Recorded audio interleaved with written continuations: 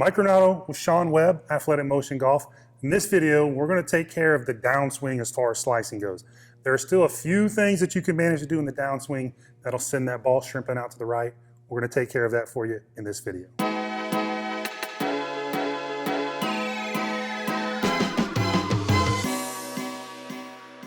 All right, Sean, we've got good grips. We've got proper backswings. The club face isn't fanning open, but we can still manage to find a way to slice the ball from there. And that's all about the downswing. Take us through some of the key things that you see on a daily basis that kind of good grip, good backswing, but golfers are still managing to slice the ball. Okay, so like Mike said, we talked about the grip and the backswing, and I have my trusty pointer here. We're trying to get to the top of the backswing for all intents and purposes with basically a flat left wrist and a bent right wrist. Mm-hmm. The club face is going to match the lead arm here or be slightly closed to it. Everything looks good from here, but we can still create some slices, and sure. I've seen it and you've seen it. It does not guarantee I've done it. It doesn't guarantee it. I probably have too. Right off the bat, one thing that you can do as you reach the top of the swing in an attempt to get more lag, if you've been trying to get lag in this transition area and make the club, I call it jackknifing. I don't even know where I first heard it, but it makes sense at the club. You trying to jackknife it for more lag. 9 times out of 10, this wrist is going to cup. It's going to give, yeah. When it cups, the club face you can see gets open, and when you get to this critical point where I show on video, the club is still on the other side of your body from the down the line video. You get to this kind of critical last point here. If the club is pointed toward the sky some instead of being level to the horizon or pointed down, you're in trouble. You're in trouble. You're almost guaranteed to slice or flip the hands and get a nasty about 0.08 seconds from there. It's a heck of an accomplishment to square a face from there. There is no time. So coming out of the top of the swing, for those of you that have been cupping, I don't want you to try to get any extra lag. I want you to feel like starting down that you don't let it cup. It may even slightly feel like you twist it the other way. Don't overdo it because you're going to hurt your wrist. Mm-hmm. But a little bit of pressure in that other direction, a little bit of twisting, whatever that torque is, kind of about the shaft, I guess you would say. A little bit of that twisting goes a long way as you start the downswing to getting that club face square. And another added benefit when you do that, it's going to get the club face squaring early.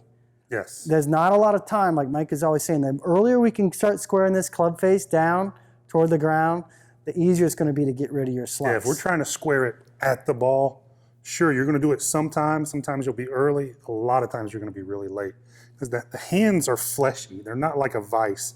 So with the twist that you're talking about, a little bit of twist is really not going to show up on video.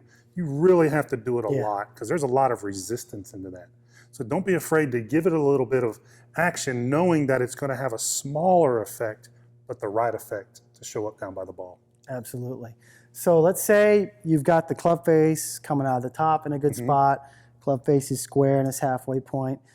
If you're still able from that point to get the club path left of the face, even if the face is square, you're still going to slice it. So what would be some of the reasons that the golfer would do that? So I think the big one that stands out to me is the idea that the golfer needs to stay overly connected.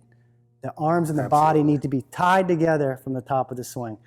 What we see the best players in the world do is from the top of the swing, this angle, and we've shown it on gears before, between the lead arm and the torso, right here, trying to keep that the same as they start the downswing. And when they do it, 9 times out of 10, they keep the arms pinned and they keep them up and they make their turn toward the ball, and that immediately steepens this club path to the point where it's going to cut across the ball. Do that again. Show them that one more time. So we like to say this keeps the hands above the turn. So make your turn again with that connection. So his hands have stayed above the turn. It just takes a few frames of video for that to happen, and you've got no chance. So we want to get the hands below the turn. Now, he can turn as hard as he wants as those hands are coming down.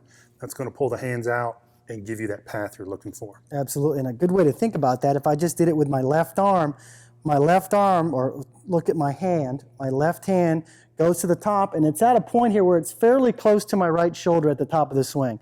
The kiss of death is to maintain that angle as you start down. What I want you to feel like immediately as you start going toward the ball is to increase the space between your left arm and the right shoulder.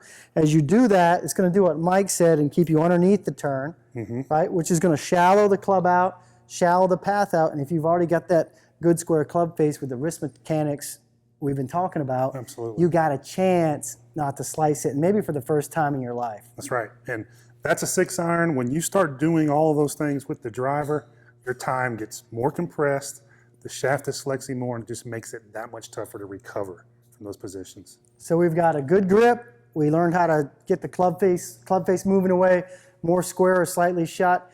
We got it coming out of the top, solid, and we've got it down by the ball with the path, more neutral or coming slightly from the inside.